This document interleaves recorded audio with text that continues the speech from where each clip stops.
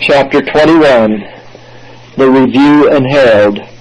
We journeyed to Vermont and held a conference at Sutton, and then visited Paris, Maine, and there commenced publishing the first volume of the Advent Review and Sabbath Herald.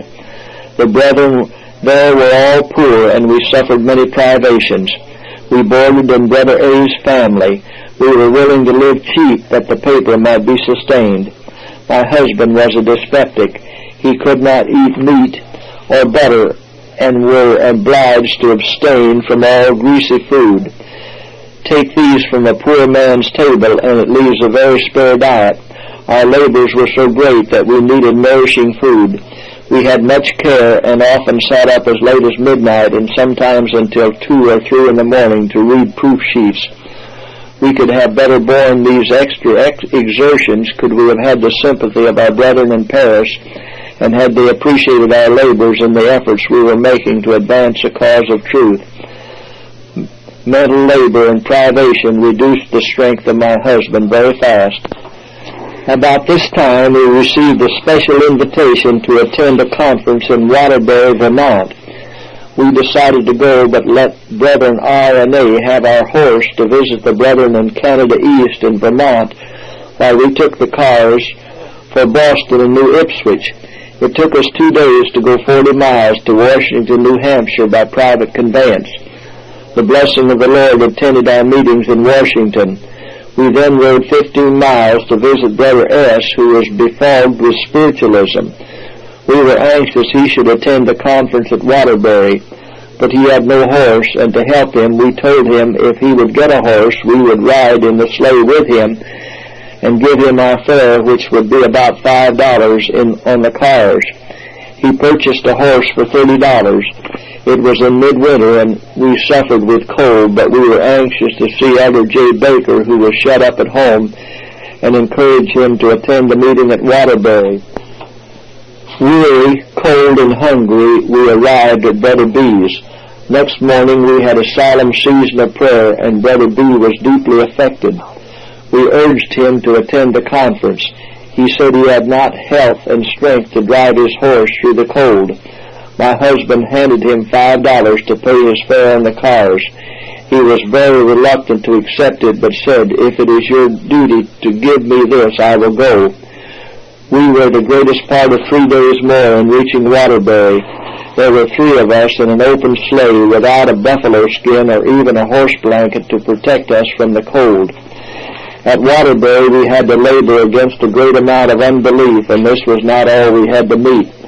Satan had tempted some of the brethren that we had too good a horse, although we had given it up for others to use, and had come that journey in the tedious manner described. Jealousy was aroused that Brother White was making money. NEH was the instigator, and it awakened the same feelings in those who should have stood in our defense, and silenced at once such unjust suspicions.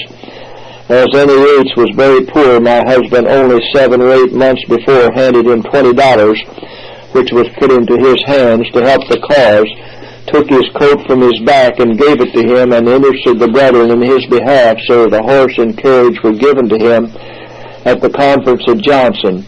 But this was the reward he received: jealousy, evil surmising, and false insinuations, which found a place in the hearts of some who knew us. This wounded deep. We were forced to wade through a tide of oppression. It seemed that the deep waters would overflow us, and we should sink.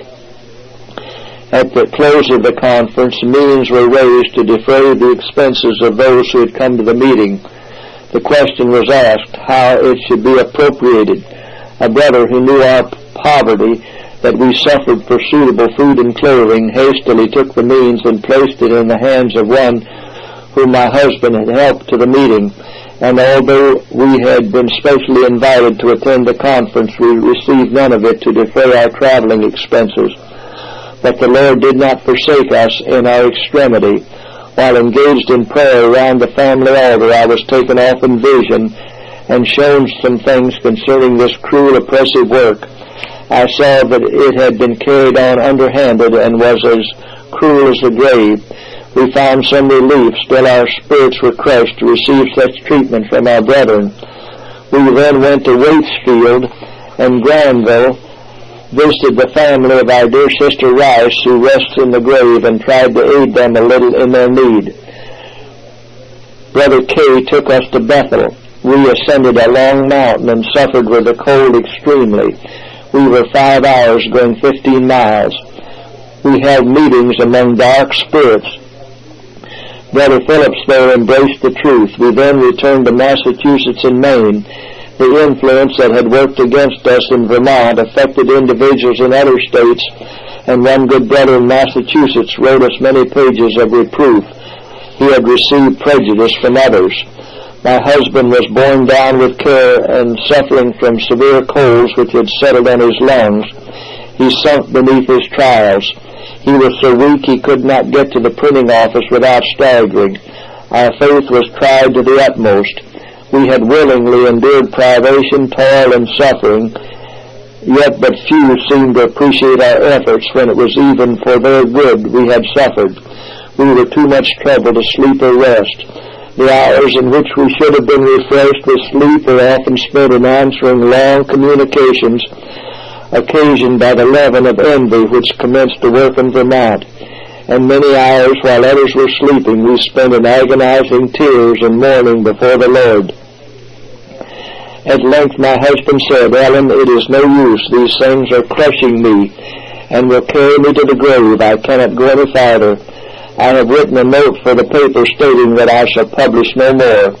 As he stepped out of the door to carry it to the printing office, I fainted. He came back and prayed for me, and his prayer was answered, and I was relieved. The next morning, while at family prayer, I was taken off in vision and was shown concerning the matter. I saw that my husband must not give up the paper, for such a step was just what Satan was trying to drive him to take. And he was working through agents to do this, but he must continue to publish, and the Lord would sustain him, and those who had been guilty and casting on him such undeserved burdens and censure would have to bear the burden, and yet see the extent of their cruel course and come back confessing their injustice, or the frown of God would rest upon them. That it was not against us merely they had spoken and acted, but against him who had called us to fill the place he wished us to occupy. And all their suspicions and jealousy and secret influence which had been at work was faithfully chronicled in heaven, and would not be blotted out until everyone who had taken a part in it should see the extent of their wrong course and retrace every step. The exposure of that journey to Vermont my husband felt for years, and was not overcome until a few years since, when the Lord mercifully healed him and answered a prayer. The brother referred to in Massachusetts was convinced that he was wrong, and wrote an humble acknowledgment which melted us to tears. But he was not satisfied to confess with pen and ink, but came all the way to Paris, Maine to see us, and the breach was healed, and our hearts were more firmly united than ever. He had been influenced by one in whom he had the utmost confidence. We soon received urgent invitations to attend conferences in different states, and decided to go. Here is an extract of a letter to Brother Howland's family concerning the journey. I will give you a brief account of ourselves from the time we left Geotopsham. When we arrived at Boston, my husband put me in a hack on account of the baggage while he walked to save his fare. We arrived at meeting time and found brethren and sisters collected. We had a good meeting. The next morning we took the cars for Connecticut and arrived at Brother B's about 3 o'clock p.m. Our meeting commenced Sabbath. Brethren and sisters from different towns were present, and we had a profitable meeting, and trust our efforts will be blessed to the church. The next morning took the cars for Oswego, arrived there the next day about noon, visited Brother and Sister Arnold in Vilna, and the next day, in company with brethren and sisters, went on our way to Camden. There were about 80 present, 6 from Michigan. The meeting was held at the house of Brother Preston, and was interesting from the commencement to its close. Brother B took a decided stand for the truth, and thanked the Lord that he had property, for he should use it in his cause. At our season of prayer in the morning at Brother Abbey's, the Spirit of the Lord was poured out upon us, and I was taken off in vision, and saw that some of the church had been disfellowshipped without sufficient cause through the influence of dreams and impressions. I was shown that Sister E.P. was a child of God, and they had no cause for rejecting her, and others also had been set aside who should not have been, which had driven them nearly to despair.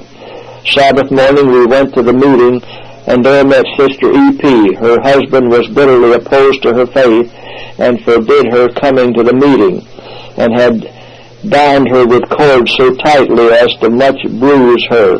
She lay praying for the Lord to open the way for her to attend the meeting. Soon her husband released her, and unobserved she came across lots about half a mile, and then waded ankle-deep through swamps, traveling about 3 miles, and came to the meeting. She expressed the deepest gratitude for the privilege of seeing the people of God.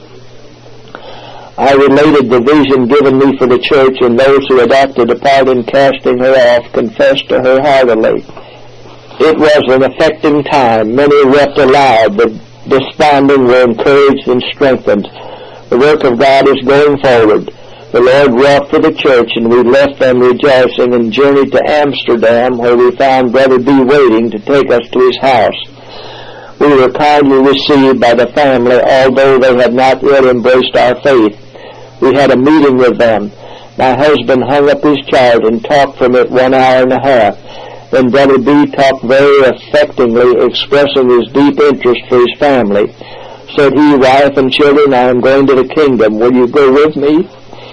If you do not, I will not remain behind. I shall go if I go alone. If you will not go, it will do you no good to have me lost with you. I shall go if I go alone. This is the truth. I must save my soul by obeying the truth." He pled with his family from a full heart. They were deeply affected. They will attend the conference at West Milton, and may the Lord give Brother B. his family to go with him as our prayer. The brethren are very anxious we should come to Saratoga Springs to publish the paper. We shall abide by the decision of the church generally.